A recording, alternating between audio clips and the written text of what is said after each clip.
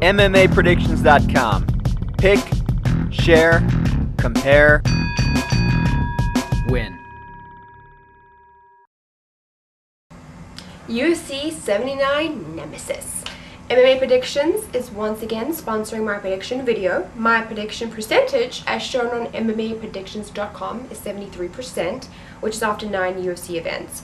I mean, it kind of took a hit after UFC 76 with a lot of crazy upsets, but getting 7 out of 9 in the last 2 UFCs is not bad, considering that I think MMA is one of the hardest sports to make predictions in. So, pretty good. I want all of you to register at MMApredictions.com, get your picks in, and you can join a group with your friends, or you can join the MMA Girls group. Now, there's a little incentive in joining my group. It's basically the top predictor, or the predictor with the highest percentage, will win a free autographed poster. So, there you go. Now, there are 10 fights on this card, but as usual, I'm only going to do the main card fights. I like to keep it short and sweet, snippety snap. First prediction is Matt Hughes versus Georges St. Pierre. Now, Matt Hughes has said that he only has a couple fights left in his career, so I hope he doesn't retire after this fight if he does lose. I think Matt Hughes needs to get GSP on his back to win this.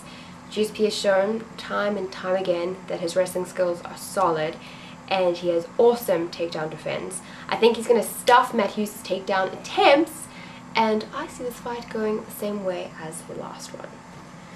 Next prediction, Chuck Liddell versus Wanderlei Silva.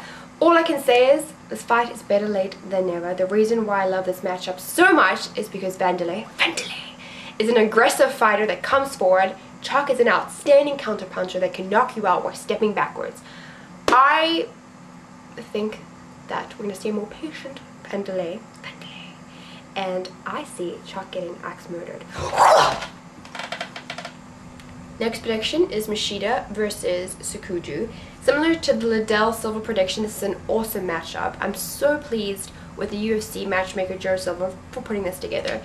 Machida, he's a defensive fighter. He seems to neutralize his opponents, and his last 4 fights have gone to decision. Sukuju, very aggressive. He's coming over from Pride. He finished Arona very quickly, and the smaller of the Nogueira brothers, Little Nog. I think we're going to learn a lot about Sukuju in this fight. A lot of people, they like Machida. They're picking him. He's a safe bet. He's the favorite, but I don't care. I am picking Sukuju to win. Next prediction is Rich Clemente versus Melvin Guillard. Now, there is some bad blood between these two. Apparently, they got in a scuffle in a nightclub, so they're going to be settling it in the cage. Melvin is an explosive fighter, but he seems to have a weakness on the ground. This is also Melvin's first fight since his loss against Joe Stevenson. I'm kind of having a hard time picturing how this fight's going to go, but I think Rich will weather the storm and win by submission. My last prediction for UFC 79 is Soa Palele versus Eddie Sanchez. Soa has signed a 3-fight deal with the UFC, making this his debut. I saw a highlight video of him on YouTube, and he is a big boy.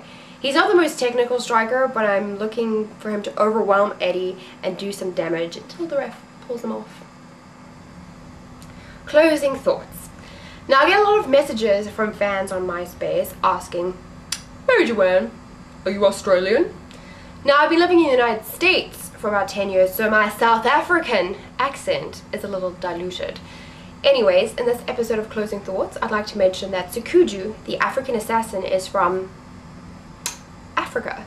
So there's a little extra incentive for me to root for him, considering there are no other fighters in the UFC that were born in the same continent as moi. As always, you can reach me at myspace.com/panicpulse, and you can also buy a little cute bear for Christmas. It's so damn cute.